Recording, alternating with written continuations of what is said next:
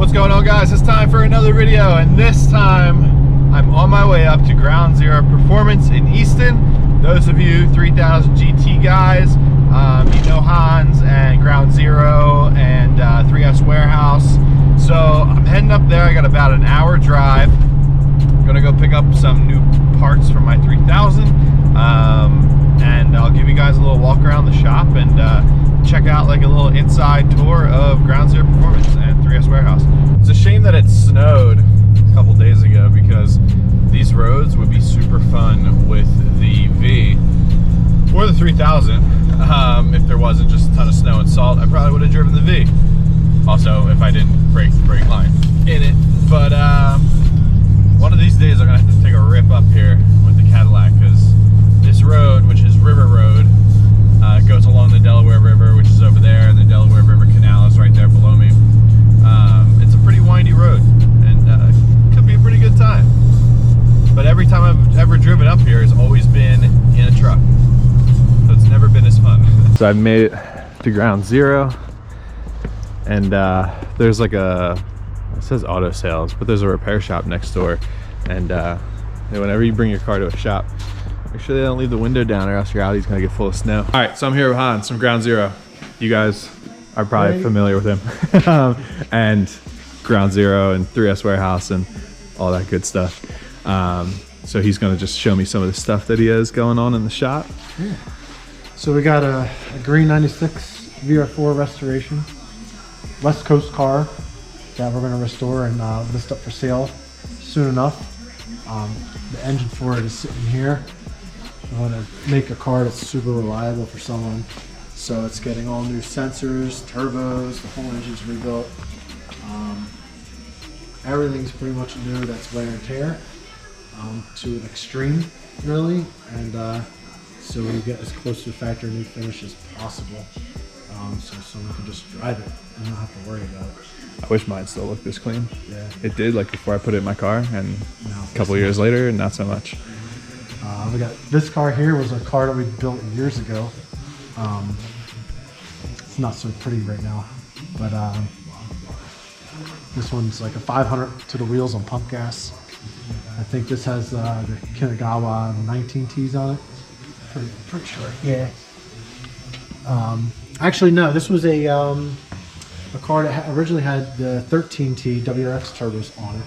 Oh wow. And what we did was we bought a compressor cover and 19T billet compressor wheel combo off of eBay or something. And we machined out the back plate on the center cartridge and put it all together. This is our fully built motor. So this is our full built forged pistons, forged rods, forged crank, ported heads with Brian Crowder cams, and 550cc injectors. We're maxing out the injectors, and we're making 500 to the wheels on pump. More injector, we could probably get more power out of it. It was running 18 pounds of boost to make 500 to the wheels, which is really, really good. Really good. But yeah, we ran out of fuel injector on this one, so yeah, that's something that can be upgraded. Yeah. The guy's really happy with it. He beats the snot out of it, and he dropped it off for an electrical issue now, and just had to put an alternator in it, really. Dude, when my alternators fail, I seem to go through an alternator like once a year. Yeah. And when my alternators fail, the car starts doing the craziest things. Yeah, it's insane. So it feels like my radio's shutting on and off. Yeah. It's just really odd. And he drove it all the way over here. So I mean, it wasn't that bad. Yeah. You know, he drove it here. That's the thing. My car still runs fine and everything works, but it just like starts doing weird things. And my go-to is like, let me just go to the Pep Boys, drop my alternator off, get a fresh one, and then the Denso rebuilt alternators are the only ones that we use. And right now there's a national back order, so we're like, oh crap, like Bosch is our next step down. But yeah, we try to stick with the Denso stuff, starters, alternators, and stuff like that. Yeah, They're just rock solid and work. The last time I took mine to Pep Boys, they actually asked me like, how many times have you brought this back? And I was like, I don't know, but it has a warranty, so I need another one. And yeah. They're like, all right, yeah, yeah. So this one is just finishing up. I think we have to talk to the customer about some stuff. We're gonna do a couple extras, but I mean, you're talking like, I think it has like a boost gauge, like one pillar gauge. It's pretty basic. That's it. Yeah. It has a wideband, inline wideband, no gauge for it. And it's just plumbed directly into a Chrome ECU, and he doesn't look at it, no nothing. It just works. It just works. Yeah. It just works. It has I think a Turbo Smart boost controller, which I absolutely hate. We usually integrate the boost controller into the Chrome. So we do a Mac valve on it. Okay. And we can do all that. This one is a car from Iowa. We rebuilt his stock gear for. This is his other one, and then he's got a couple other ones on top of it. This one, we're not sure what we're doing with it yet. He dropped it off months ago. We haven't had a plan yet, but I'm pretty sure this is going to be an Arashi 20T builds. Okay. It's got 13 T's on it now, so similar to what this guy had. This guy's started with. I believe 3SX built the engine in this, so it's got their heads and bottom ends and everything like that. So we are just going to do turbos, tidy it all up. It's got an AM standalone. Probably integrate his boost control into it because he's got a manual boost controller. So a lot of stuff can be just integrated into the ECU and get it working right. Now, you said boost controller integration. So, well, I guess because he has an AEM.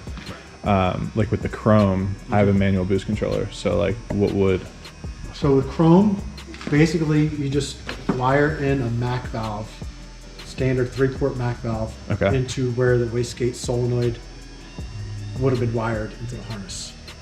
Okay. So you're just basically replacing the stock solenoid with a Mac valve. I think I still had that. Yes. All those connections. So the connector, the main connector is going to be there. It's like a 6-pin connect. This guy here. Yeah. This connector here, and then so we used to make them, but I can probably make them again. Is a plug and play Mac valve. Gotcha. So you can either plug it into, if you had all the solenoids in place, we have one that plugs into basically the stock wastegate actuator solenoid, or if you did a vacuum delete like most of them, it plugs into the 6-pin connector and you don't have to worry about it. You just plug it in, comes a vacuum line, everything is bloop, bloop, done, and then you can control everything through the Chrome ECU. That in turn gives you safety features. So if you get knock, it'll turn the boost down along with ignition timing that it normally does. Okay, so I'm gonna add that to my list. So yeah, so like these are great and all, they work and whatnot, but they're dumb. Like the ECU, it's gonna put out whatever it's set to and destroy the motor. It does not care. It is just gonna go. It's gonna go. It's you know, even electronic boost controllers, it's set to 18 psi. It's going to run 18 psi. It doesn't care if the engine's knocking itself to death. With the Chrome ECU or with the AM standalone or whatever, you get basically control. If it has detonation, it can go. I'm going to turn boost down to X amount. On Chrome, it has, you've seen it as a high octane map and a low octane map. For 99% of the people out there, the Chrome ECU is going to do exactly what they need it to do, and you know, have all the safety features that are totally necessary. That don't require looking at a gauge or whatnot. I mean, and they also have I think you know, wideband input, so I can say if the AFR gets too lean, it'll kill stuff. So there's a lot of features in it. That's great. If you get it tuned right and you don't have a crazy mechanical problem, you know, which will happen on anything, you know, piggyback or Chrome or whatever. You know, you'll be fine. Well, that's why I'm coming to you to tune it right. It'll work. It's just going to work. You know? If you have a wideband gauge, you're looking at it, it's easy to look at, especially under pillar or whatever. It's in your face. You know, you'll know, like, oh crap, you know, it's in the mid 12s or 13. You know, you got a fuel issue, but that's very, very rare. So to spend the extra in tuning, along with extra hardware and everything like that, to get all the safety features working, along with ECU and everything that goes along with it, it's a lot. One Chrome is just so easy. You plop it in, do some base tuning on it, and it's 90% there driving. It's really seriously, I was so tired of just dealing with stock ECUs giving me issues with the capacitors and all that. That's why I went to Chrome. I was like, I was tired of. And then with the new speed density feature that's coming out, that we'll be testing. Soon, as soon as they have the parts for it. and if it gets the results that they're telling us, I don't see the reason AEM standalones are going to be around. Like, unless you're like, again, you're doing super high horsepower stuff where you're worried about, Yeah. you know, trying to keep the motor going. But generally, man, if you got an oil pressure problem, it's already done. It's done. Yeah. It's like it's done. The only other ones that are going to save you is maybe a fuel pressure or a wideband signal, you know, cutoffs. But other than that, oil pressure, man, that thing's done already. Don't worry about it. Yeah. Continue around. So these are some restoration and modification projects going on. So we'll build the order car eventually. For this one here, this one's almost ready to go. This is going on a dyno in a minute. I got a wire in a Mac valve for this one, so we're going to do home ECU, Mac valve boost control setup. Arashi 20T turbos, HL turbines on this. We made custom intake pipes, 2.5-inch intake pipes to go into the stock bubble. Mass air translator with a 0.6 MAF. Stock motor, totally stock. So we'll see what it makes. The car that we had on last had the Kinagawa 19Ts on it. They made 425. I mean, at minimal, I think it was like 16 pounds of boost. And I mean, we did 6 pulls on the dyno, and that was it. You know, the guy really needed it to daily drive it. Now, is that a stock injector car or no? No, it's 550s. 550s, Most of the builds we do are 550cc injector cars, unless they're going to plan on doing some kind of E85 flex fuel or something like that. Yeah. That's I feel like the 550 has always been like the standard. Yeah, that's good for 500 wheel horsepower. That's stock fuel pressure. Okay. You probably get a little bit more out of it if you crank the pressure up. You have a pump that'll support it. This has got the HKS racing blow-off valve on it, which was pretty cool. Oh yeah, that's neat. They're just a so it's not like a weird noise or anything. It's like a psh sound. Yeah. You know, so it's they wide got open. Your Mishimoto Yeah, fix for the pipe. This thing. Yeah. So we just run a 1.25 Mishimoto hose on there. Because I remember when you did the recirc one with the Mishimoto hoses with like the 90-degree bend in it. Yeah. To get rid of the, because I still have the OEM rubber one on mine, and it's never coming off of my Y pipe or anything. If it's coming off, it's like cracking off in like pieces. Yeah, we did. I think we did the Mishimoto hoses on here in red for the coolant hoses. Okay. To that, you know, we made our own intake pipes. Just went a little extra on the red, I guess. Yeah. But this thing was a really nice car. The engine was in really good shape. It's clean. Yeah, we did new KYB shocks and struts. We lowered it. 94 or 99 wheels. So, yeah, we did a 99 front end on it. It was a 95, so it's full factory wheels for it. It came with a 95 to 99 models. Oh, did they really? Yeah. I didn't know that. So, I thought so which ones came with the chrome 5 spokes? The 94s. 94s. Or Spiders. All Spiders. Okay. Cells and VR4s came with those wheels. Gotcha. But it's a 94 on a coupe. That's a 94 VR4 only wheel. So that's the same exact fill that's going in this white one. I got it here.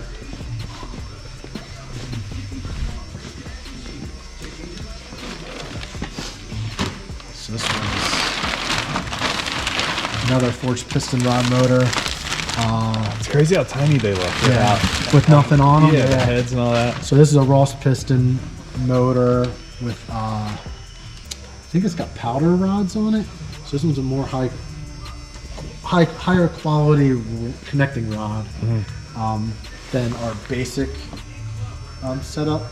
Okay. This is going in another guy's car from Colorado, and we are going to. He gave us permission. He's not going to really run it on the 85, but we got the injectors for it. We got some 1300cc injectors for it. Yeah. So he gave us permission to do an E85 tune, just so he has it in case he wants to get saucy. And we're going to put Arashi 22s on this one too. So we're going to see what they're going to do. That'll probably make some good power. So there's one guy that's done it, and he's run high 10s or whatever. And he does his own tuning on the street. So we're going to see what they do on the dyno. And if it ever hits the track, it hits the track. If not, it's whatever. Yeah. And then we're gonna see what it does on 91 octane, because that's what they got in Colorado. It's not a, They're not privileged to have the yeah, 93. they don't get the 93 that we get. So, yeah, so that's what we're gonna do. It's got our head package, Brian Crowder cams. You know, it's basically the same basic setup as this white one that made 500 to the wheels. So there's no reason why it shouldn't make close to that on pump gas still. And then E85, we're gonna see. I mean, gets over 600, I'll be super happy. Yeah. And but that's basically what our short blocks look like. So yeah, basically, if you guys need parts, Hans probably has like 10 of them. Yeah. At least. We're fairly organized, even though it looks disorganized. Yeah. Fairly organized with the used parts systems. I mean, what, 20 years? More than 20 years here? It's been here in this location. It's we're going on 17 years. Okay. And then we were in Allentown. We were in another location for a few years. Early on. I've been in business for officially 20 years. Yeah. From April. So that's a big milestone for us. Yeah, for sure. 2001 we started officially. My car's been here before, back in the day. Way back in the day when it was not turbo or anything and it was just an electrical mess. You want to show me your car? Yeah. What you got with your car? So this was... I love this color, the matte blue. Yeah, so this was a 92 Sandstone Gray Beer 4. It is now full 99 converted, all OEM stuff. So real 99 headlight buckets. Underneath this pile of stuff here is actual 99 roof that was welded in, so you can run a power sunroof, factory power sunroof. Oh wow. OEM belt moldings. Yeah. Are these OEM or? Yeah, those are brand new OEM Man, ones. that's the good stuff right We did there. a real 99 interior panels, all black. It's got old school Sparco Torino seats, Yeah. which are like their R600s now. Uh-huh. They may come out for a different set, only because I've had these for the better part of 20 years now. Okay. So there's a little defects in them that I want to correct. But it's got all the gauges are replaced in the center. It's got odometer, Nexus series gauges, which probably haven't been made in a decade or so. Yeah. The color changing, recordable on an SD card. They have all playback features. Everything, they're nuts. So Carbon sail panels. yeah, I got carbon sails. I'm not super happy with those. I did a lot of work to fit those, but I do have. I love the deep T's too. So yeah, I used on so that those lugs came on it, holding these wheels on these dollar store lug nuts. Yeah. And I have the I think they're Project Kicks. Okay. Yeah. With the rotating base. Yep. On those, so I don't scratch the wheels up, even though I think they got a couple nicks on them already from these stupid lugs. No, this is paint, right? Yeah, it's painted. Okay. It's painted. Okay. Yeah. Those are that carbon fiber one piece of those. there. Yeah, I got all those pieces. What do we got? Oh, the Garage Alpha for floor mats. These are like the best things since sliced bread. These floor mats, they're pricey, but man, these are the best quality floor mats I've seen. They got the nice rubber ribbed back that like the Stealths come with. Yeah, and they still make them? That's like a... Garage Alpha, yeah, they make these. I think they're like up there, like $180 for a pair of floor mats. Damn, yeah. But they are real nice quality. Oh, and then you did the fuel door relocation? Yeah, oh yeah, so this has got Sparco fuel door. I got to finish the install on this. Yeah. The hole was already there. So That's I cool. got the fuel door. It's going to go, the neck is going to go, you get the funnel. This guy kind of sits up here. Yeah. And then there's a hole. This has got to be enlarged. Yeah. And then there's going to be a hose that goes down. So yeah, these are the same fenders that my car has. It's just they're molded and very nice. Whereas like I have all the rib nuts going around. Same with the fronts. This had some serious body shop time though. Yeah, this thing is like, and with the matte finish, like I feel like with the matte finish you would see any kind of like ripple or imperfection. So like it has to be perfect in order for it to look good. Yeah, there's God, we've got all kinds of stuff on this thing. Oh man, that's a $1,000 garnish right there. Yeah, the 99 garnish. 99 garnish. I got JDM tails too. Oh, what's this, a passenger side? Driver side. I don't need that one. I'm gonna need this. 99 headlights and turn signals. I got them all in a box. And then I got like a ton of stuff just hanging out. I got a retrospec, the box there is retrospec carbon fiber. Nice. I missed my retrospec lip.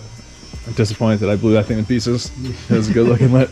And then my box of extras that are going on the HTA 68 turbos with the IPS manifold setup. Dual filters here.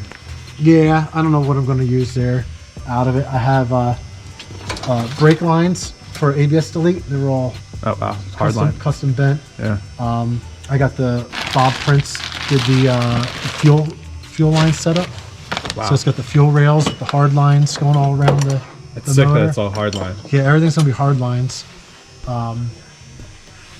So everything's accumulating here. Yeah, my transmission is, I think it's behind that toolbox there. But these are the Stop Tech brake kit. Those are the manifolds. So it's a Stop Tech brake kit. That's the front rotors. They're 380 millimeter. Huge. Yeah, I think they're huge. They have to be behind 19s. Wow. So yeah, inside look, Ground Zero performance here. Yeah. It's been a long time since I've been up here. Everywhere. Parts galore. Cars are all torn down and parts are on their shelves. I just love up there, like the wall that was created of harnesses. Yeah, and all behind that is all like shifters and alternators and AC compressors and climate control boxes. Yeah, you could probably So much stuff. build a pretty good amount of cars just by the parts that are sitting in here, I feel. Yeah, we got some gaps in some parts. Yeah, the popular The things, common yeah. stuff that needs to go. Yeah, There's definitely a lot of stuff. and there's just aisles. Oh yeah, headlights, Aisles and aisles of down this stuff. aisle here, and then all like the little knick-knack like trim pieces. Like all this stuff is organized like trunk access panels with a G on the back, with an E on the back, F, I, H. Like they all got letters on the back. That's what's cool is that everything's like Yeah, organized. so door checks and handles and dead pedals. And, Yeah. If you have a sunroof car and you got the whole big glass, or non-sunroof cars, the rear shock towers. You got Fog everything. lights. Gas doors, you name it. Fog lights, turn signals, headlights, Tail lights, sail panels, everything, yeah. tail light harnesses, Yeah. tail lights. Tail light harnesses are pretty popular because they rot out in the bulb sockets like this guy is. Okay. You get the rust on them. Yeah. So they don't make a good connection, but we save them all because eventually one day we're gonna need to rebuild them or something. Yeah. So. Bunch of tail lights. Yeah, tail lights. Almost all passenger side 3,000 tail lights. I don't know why I didn't hit you up when I I don't crashed know why into the we wall. can't get driver's side ones that are in good shape. But yeah, this is Yeah, the next aisle is like a lot of shit on the floor, but transfer cases. yeah, transfer cases that we're trying to go through and find good stuff to rebuild. Yeah. Like cylinder heads, all like the fender plastics, inner fender wells and rear fender well plastics. Some spider gears. Transmission stuff. Luckily for me, the roof leaked on a lot of this stuff and destroyed a lot. Ah, shit. Yeah. A lot of diffs. Diffs, all mostly 5-speed stuff. Mm-hmm. All the. Eventually, you gotta go through all like charcoal canisters and all that stuff. Timing belt covers. Yeah. Gas tanks galore Gas over tanks, there. Yeah, we're gonna refurbish all those. Some old front mount intercooler cores. Some headlight buckets. Headliners and headlight buckets. Yeah, just transmission cases over there. All the drive transmission cases, rear subframes, all rear subframes on the bottom. Holy shelf. crap. So much stuff. Yeah, there's just a lot. So there's a lot to go through. This is like the 3000 GT owner's dream store here. I always refer to it, I like explain your shop to people as like Costco for 3000 GTs. Yeah. Like it's just aisles and tall shelves and like literally everything you All need. door panels, but they're all needing to be recovered. Like they go all the way back to the Shelby. Yeah. Just all door panels. But I don't want to throw them out because now they have the skins. So I'm like, oh, reskin them or something. Yeah. This is like our Oh boy. ECUs and gauge clusters and airbags and airbag computers, amplifiers, climate control shit, like just a CD changers, and wiring for CD changers, fuse blocks. Yeah, if you move out of this location, it's gonna take a minute. All right, so appreciate it, man. Oh, thanks for stopping by. The little tour, Yeah. the vibe, the moldings, and then this guy, another project. Tire sprayer. Tire sprayer, that'll be happening. This will make it a lot easier because I still have the mount Some holes. bleach in it, with some burnout. Yeah, seriously. And yeah, next time I'll be back up here for a tune. Nice. We'll get that situated. Florida. Yeah, before I'm out. And just a couple things left to tidy up on the car before it comes up here for that. Oh. But yeah, appreciate it. I'll help you out. Yeah, definitely. And I'm gonna go home now with the window things and put them on the car. And we'll see how they look on the car. A lot better than the shit that I'm gonna pull off the car. Yeah, right. All right, guys, so I'm gonna continue on. I got my package here from Hans, and it is the new replacement door moldings. Yeah, so these have 3 plastic pieces, and the old original ones, OEM original, have 3 pieces. So that's why these have 3. It wasn't like they made something up. Right. Okay. So that's the same. So that's why when I compare it to the new set, they only have 2. So they changed something along the way. Yeah. But And I saw it was like rubber. yeah. Here. So the mounting tabs are rubber, Yeah. which they do nothing really to hold it in place. Yeah, because it all clips, right? It's a strong clip in there. So when you go to pull them off, Yeah. it can be quite difficult. We put like some kind of prying tool in between the door and this, and you can pop it up, and then just kind of shimmy it. Give it a little quick jerks, and it all keeps and it usually coming up. pops up. So I know that like the mounting of like the pads is a little, like I guess they hot glued it or something. You can see some of the glue here. I looked at my pads though, because in your video you were like, yeah, these pads are like a little different than stock, but my pads are like flat. Matted. Yeah, they're matted. There's nothing left to them. So there's a lot of like trimming, like you can see the cast Yeah. of the factory, what would have been the factory line. Yeah. And they just have this over flashing. So it's a razor knife will just trim that up. Yeah. And that'll be fine. It's usually like that on both sides. This side you'll see, like if you compare it to your stock one, like this goes up a little bit higher, which isn't a big deal. Sometimes this, has a different angle, but you might have to just trim to go around that triangle piece that's on the door. Right. That black triangle. I mean, I guess it's better to have extra than not enough. Right, yeah. And then they have like, however they adhered this nose cap to here. Yeah. They always have like a little runoff of glue, which with like, I think it's like some acetone or something it was. Yeah. The stuff comes off. Honestly. I mean, if you're interested in. Yeah, like honestly, I'm probably not gonna touch it. But they all have like little, like you get like a little ding or like nick. Yeah. But nothing that's going to affect the actual functionality of it. I know their felt going to the edge is a little different. Like the factory finish is way nicer. But I mean, for it not being OEM and not being able to get OEM anymore. Right. you I have can't like beat a few sets of OEM ones, which I'm like really holding on to. It's your retirement fund. Like, yeah.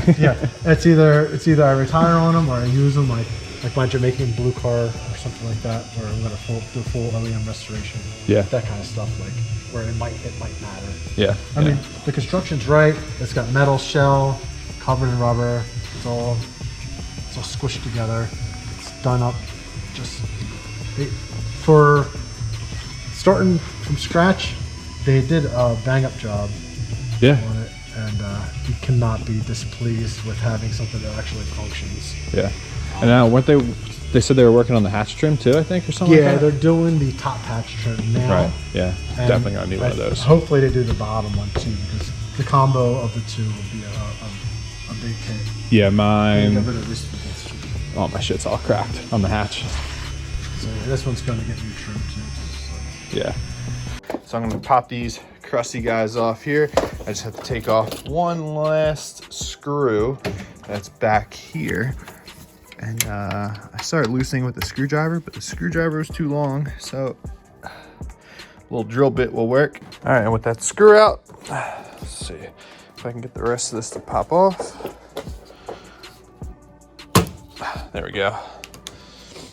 Probably should have pulled it off before, trimming the vinyl, but if I have to, I can get a piece in there. But here is the old piece, and obviously you can see why I was replacing it. I think I plasti dipped this at one point, but the rubber seal is absolutely toast.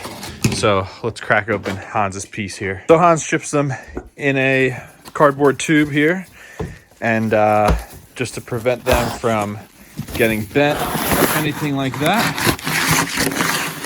And then they're in a styrofoam wrapper to protect them from any kind of scratches and stuff. So let me get one out here and I'll show them to you. So here are mine from Hans. They look good. Like he mentioned previously, you have some excess on the rubber that you might have to trim off, but it's always good to have a little excess than not enough. Let's see if I have one of the early style. Oh, so I actually have an early style on mine because he mentioned that the early styles have 3 pads on them, and it turns out mine is an early style. So my car's a 92, so maybe the second gens didn't have it, but look at the pads, because he was saying these pads aren't as soft as the factory ones, but I mean, look what is left of my factory pads. Not much. So these things are the original 27-year-old, almost 28-year-old pieces, and these guys look a lot better whether they're softer or not than the factory. Same with, he was saying, the felt on these replicas doesn't always go right up to the edge, but again, mine doesn't even have any felt left. And I mean, hey, on part of mine I don't even have an edge, so again, an improvement. So now I'm gonna bring this thing down, and installation is fairly simple, and I'm just gonna slide it in and click it into place, and then it should be good to go. All right, sorry for the noise, my fan is running, but it took some pushing, and the window up. With the window down, the window was out and it wasn't really working. Look at that fit. It's like a perfect fit. And Hans mentioned here, you can see the outline that'll be trimmed. And I mean, I feel like that's just kind of personal preference. You could leave it if you want with the door closed to follow the OEM finish. You can cut it or you can leave it. It really doesn't matter, but I'll probably trim that off. And looks like up here, he was saying that this piece here, you might have to trim a little bit to fit this cap that sits behind that cap. But let's see. Let's see if I can put this cap back on. And like that. I don't think it even matters. So yeah, I mean, I'm good there too. So the fitment is absolutely perfect. Covers up all the vinyl edge, and the rubber seal presses up hard against the window, and it's just, honestly, it looks OEM. If I had to be honest with you guys, let's put the window down. I mean, it seals tight right there up against the window, even when the window's open. And coming back up, tight seal on the glass. I mean, to be honest with you, this is 1,000% worth the money. Just for that clean look, 1,000%. So I just want to thank Hans for giving us, basically taking up his whole Friday and showing me around the shop. And it was good just catching up. It had been a while since we had seen each other, and since I've been up there, it's been years. And I only live an hour away. But I appreciate him bringing these pieces into the US and having them available. So if you are interested, hit him up. I'll put Ground Zero's Instagram down below for you 3000 GT guys. I would highly recommend these aftermarket strips from Hans. He said that you can purchase them from the supplier directly, which some of you guys may have seen those people on the Facebook pages, but the shipping is kind of expensive, and a lot of them, they get shipped individually from China. end up showing up bent and destroyed, where Hans makes sure his are all in good shape before he sends them out, and he ships them in wrapped up in styrofoam and in this tube. So you know you're going to receive a product that's already here in the US and is going to look good and function well. So definitely hit him up if you're looking for a set instead of paying all that money for the people that have the OEM ones still. But I'm hoping in a couple weeks we'll be able to get this car up there once the wrap is done and I do a couple mechanical things to get it on the rollers and get it tuned and set up for this season. But as always, guys, thank you for watching.